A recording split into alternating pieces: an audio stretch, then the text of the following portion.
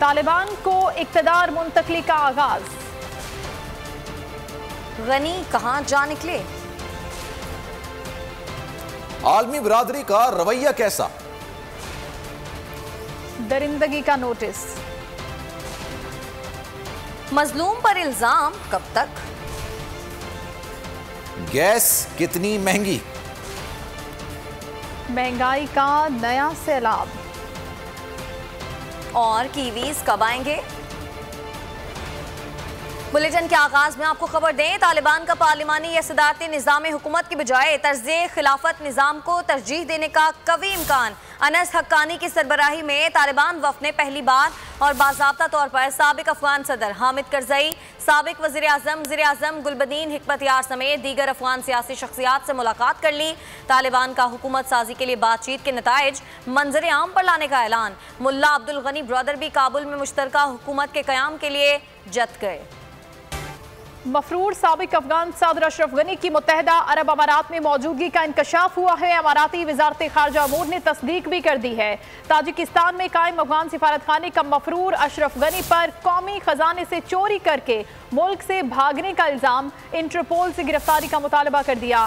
काबुल में अशरफ गनी के भाई हशमत गनी ने अपने भाई को करप्ट और भगोड़ा करार दिया। कहा, उम्मीद है तालिबान ऐसे नहीं होंगे। अशरफ गनी की मुत्तहदा अरब अमारात में मौजूदगी का इंकशाफ हुआ है और मुत्तहदा अरब अमारात के वजारत खारजा उमूर ने इस बात की तस्दीक भी कर दी है। ताजिकिस्तान में कायम अफगान सिफारतखाने का मफरूर अशरफ गनी पर कौमी खजाने से चोरी करके मुल्क से भागने का इल्ज़ाम है और इंटरपोल से गिरफ्तारी का मुतालबा भी कर दिया है। काबुल में मौजूद अशरफ गनी के भाई हशमत गनी ने अपने भाई को करप्ट और भगोड़ा करार दे दिया। कहा है कि उम्मीद है कि तालिबान ऐसे नहीं होंगे। वजीर खारजा शाह कुरैशी का कहना है कि अफगानिस्तान का निज़ाम इंतहाई करप्शन ज़दा है। अशरफ गनी को ताशकंद में वजीर आज़म इमरान खान ने समझाने की बहुत कोशिश की, लेकिन इंतहाई अफसोस के साथ कहना पड़ता है कि अशरफ गनी ने इजलास में पाकिस्तान के खिलाफ ही इल्ज़ामात की भरमार कर दी। उनका कहना था कि आज पूरी दुनिया के सामने हकीकत खुलकर सामने आ चुकी है। शेख रशीद अहमद का कहना था कि साबिक सदर अशरफ गनी के दिमाग में फतूर सवार था। मीडिया से गुफ्तगू में शेख रशीद ने कहा कि हर करप्ट आदमी की फितरत में शामिल होता है कि वो मुल्क से बाहर भागे। वजीर आज़म इमरान खान का अंदाजा था कि अशरफ गनी किसी गलत फहमी में। अफगानिस्तान में तालिबान के बरसरे इक़्तिदार आने पर आलमी बरादरी का मिला जुला रद्द-ए-अमल। अमरीका ने कहा है कि तालिबान का ट्रैक रिकॉर्ड अच्छा नहीं, ताहम फिर भी देखते हैं कि वो अपने वादों पर किस तरह अमल करके दिखाएंगे। उन्हें तस्लीम करने का अभी वक्त नहीं। कनाडा ने तालिबान हुकूमत को तस्लीम करने से इनकार कर दिया। यूरोपीय यूनियन ने कहा है कि हम तालिबान को तस्लीम करें या ना करें, लेकिन बात अब उन्हीं से करनी होगी। जर्मनी ने अफगानिस्तान के लिए इमदाद मुअत्तल कर दी। बरतानिया ने अफगानिस्तान के लिए इमदाद में 10% इजाफे का इंदिया दे दिया। काबुल एयरपोर्ट को 2 रोज के बाद सिविलियन परवाजों के लिए खोल दिया गया है। कई तैयारे शहरियों को लेकर बैरून मुल्क रवाना हो गए हैं। PIA की परवाज भी काबुल पहुंच गई। एयरपोर्ट पर अफगान अवाम का रश बरकरार है। तालिबान ने एयरपोर्ट जाने वालों की दस्तावेजात भी चेक करना शुरू कर दी। एयरपोर्ट पर हुजूम को मुंतशिर करने के लिए हवाई फायरिंग भी करना पड़ी। भगदड़ मच जाने से 17 अफराद जख्मी हुए। अमरीका पहुंचने वाले अमरीकी फौजी तैयारे के पहिए से इंसानी बाक़ियात भी बरामद होने का इंकशाफ हुआ है। अफगानिस्तान पर तालिबान के कब्जे के बाद कलदम तंजीमों के सैकड़ों कारिंदे भी अफगान जेलों से रिहाई पाने वालों में कलदम TTP के साबिक नायब अमीर मौलवी फ़कीर मोहम्मद भी शामिल हैं। रिहाई पाने वालों की बड़ी तादाद चमन बॉर्डर से वापस पाकिस्तान पहुंच गई। काबुल में तमाम सिफारतखाने बंद। वाहिद पाकिस्तानी सिफारतखाना अफगान शहरियों, गैर मुल्कियों, मीडिया वर्कर्स को सहूलियात और रहनुमाई देने में दिन रात मसरूफ। अफगान शहरियों का पाकिस्तान से इजहार तशक्कुर। पाकिस्तानी हुकूमत ने तमाम फंसे अफराद को निकालने के लिए ट्रांजिट वीज़ा जारी करने का हुक्म दे दिया। शेख रशीद कहते हैं ट्रांजिट वीज़ा 1 दिन में जारी करेंगे। आपको बताते चलें कि काबुल में तमाम सिफारतखाने इस वक्त बंद हैं। वाहिद पाकिस्तानी सिफारतखाना ऐसा है जो कि अफगान शहरियों, गैर मुल्की सिफारतकारों, सहाफ़ियों, मीडिया वर्कर्स को सहूलियात और रहनुमाई देने में दिन रात मसरूफ़ है। अफगान शहरियों का पाकिस्तान से इजहार तशक्कुर। पाकिस्तानी हुकूमत ने तमाम फंसे अफराद को निकालने के लिए ट्रांजिट वीज़ा जारी करने का हुक्म दे दिया। शेख रशीद कहते हैं ट्रांजिट वीज़ा 1 दिन में जारी कर देंगे।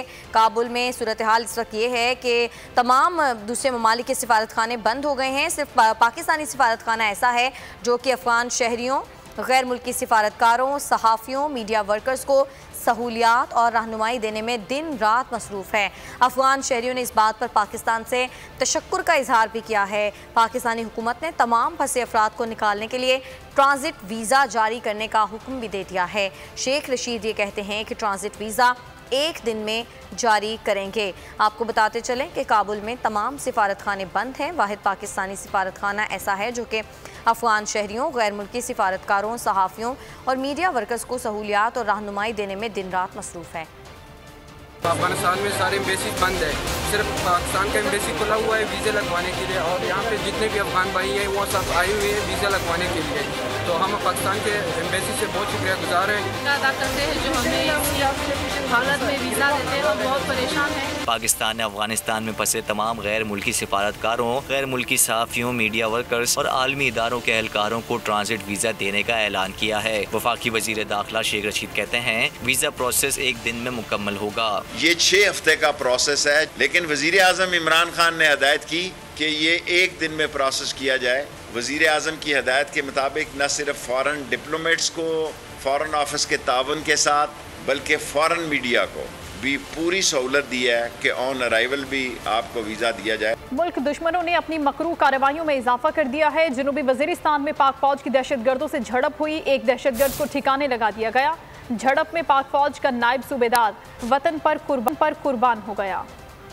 वज़ीर आज़म ने मीनार पाकिस्तान वाक़े का नोटिस ले लिया। IG पंजाब इनाम गनी ने वज़ीर आज़म को तफसीलात से आगाह किया। जुल्फी बुखारी ने ट्वीट में कहा कि हुकूमत मुलव्विस अफराद को किसी सूरत नहीं छोड़ेगी। अपोजिशन लीडर शहबाज शरीफ ने सवाल उठाया कि हमारा मुआशरा किस समत जा रहा है। बिलावल भुट्टो ने कहा कि वाक़े के बाद पाकिस्तानी ख़वातीन खुद को गैर महफूज समझ रही हैं। उन्होंने IG पंजाब से राब्ता किया। इनाम गनी ने इमरान खान को वाक़े से तफसीली तौर पर आगाह किया और अब तक की तफ्तीश से मुतालिक ब्रीफ किया। जुल्फी बुखारी ने ट्विटर पैगाम में कहा कि पुलिस वाक़े में मुलव्विस मुल्ज़िमान की गिरफ्तारी के लिए कार्रवाई कर रही है। वज़ीर आज़म के मुआविन खुसूसी बराए मजहबी हम आहंगी अल्लामा ताहिर मोहम्मद अशरफी ने न्यूज़ कॉन्फ्रेंस में कहा कि वाक़या सफ़ाकियत था, इस मजमे में कोई इंसान नहीं था। जो कुछ हुआ है मीनार पाकिस्तान पे उस एक बच्ची के साथ, ये तो सफाकियत है कि वो 400 लोग थे या 300 लोग थे या 2 थे या 15 थे, उनमें कोई इंसान नहीं था। दूसरी जानिब अपोजिशन लीडर शहबाज शरीफ ने भी वाक़े पर इजहार तशवीश किया। शहबाज शरीफ का कहना था कि खातून को हिरासा करना तशवीशनाक है। इससे ज्यादा परेशान कुन बात यह है कि हमारा मुआशरा किस सिमत जा रहा है। Chairman Peoples Party Bilawal Bhutto Zardari का कहना है कि नौजवान लड़की से हुए वाक़े के बाद पाकिस्तानी खवातीन खुद को गैर महफूज समझ रही हैं। ये हमारी जिम्मेदारी है कि हम खवातीन के तहफ़्फ़ुज़ और मसावी हकूक़ को यकीनी बनाए। आसिफा भुट्टो जरदारी ने दुख भरा ट्वीट किया कि पाकिस्तान हमारी औरतों के लिए महफूज नहीं है। मीनार पाकिस्तान सानहा बता रहा है कि हम अपने सरों को रेत में दफन नहीं कर सकते। अमीर जमात इस्लामी सिराजुल हक ने कौम की बेटी के साथ पेश आने वाले वाक़े की मज़म्मत करते हुए कहा कि मुल्ज़िमों को फौरी गिरफ्तार किया जाए।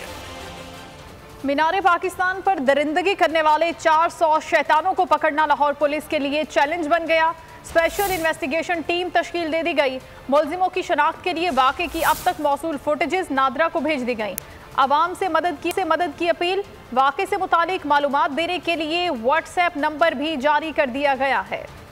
अहम बात यह है कि इस FIR के अंदर एक ऐसी दफ़ा भी शामिल की गई है जिसमें सज़ाए मौत है, और हम जो फोरेंसिक एविडेंस है उसको यूज़ कर रहे हैं, उसका एनालिसिस हो रहा है, और हमारी ये कोशिश होगी कि जितनी जल्द मुमकिन है इनकी आइडेंटिटी हम कर सकें और इनको गिरफ्तार से कांटेक्ट करना पड़ा, और हम नादरा के साथ इन कांटेक्ट हैं। वहाँ से जैसे ही हमें इन लोगों की शनाख्त मालूम होती है तो इंशाअल्लाह ताला जो लोग भी इसमें मुलव्वस पाएंगे उनके खिलाफ कानून के मुताबिक कार्रवाई की जाएगी। वजीर कानून पंजाब का कहना था कि वाक़े के वक्त पुलिस वहाँ मौजूद थी, उसने कार्रवाई भी की।